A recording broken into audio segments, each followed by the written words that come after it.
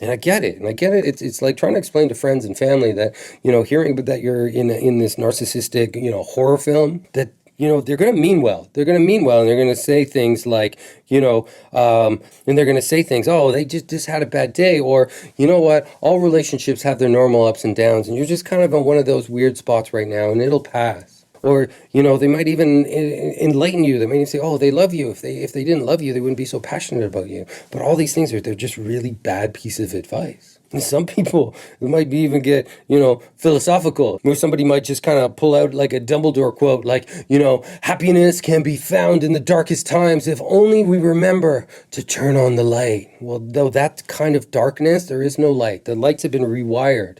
And when you flick them on, it's just a pyrotechnic crazy show. So, thank you for offering that advice, friends and family. Thank you.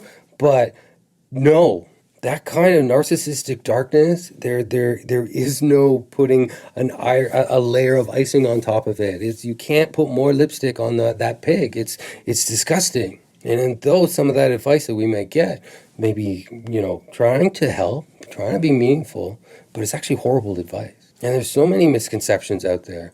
A lot of people will just like look at the mess that you're in and the chaos that you're in and say something like, it takes two to tango. Okay? Right. It takes two to tango. But when it comes to narcissistic abuse, it's more like dancing on a puppet master's strings, and someone is pulling all the strings. So this isn't tangoing at all. We're not tangoing at all. We're just being manipulated.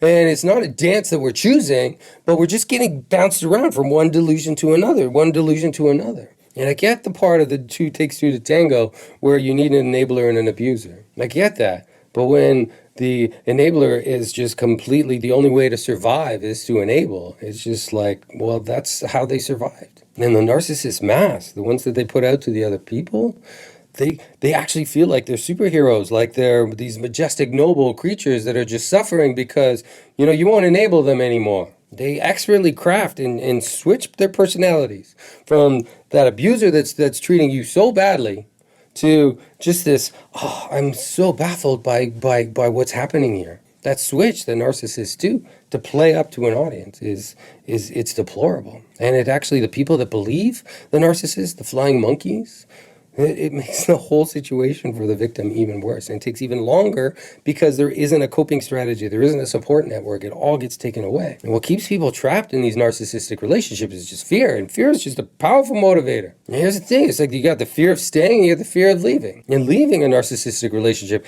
it's its own labyrinth all unto itself. It's kind of like, navigating through the hallways of Dumbledore, and you have a compass that's just like literally lines drawn on a piece of paper. It's not even a functioning compass. And you just end up just going from one hallway to another, one staircase to another.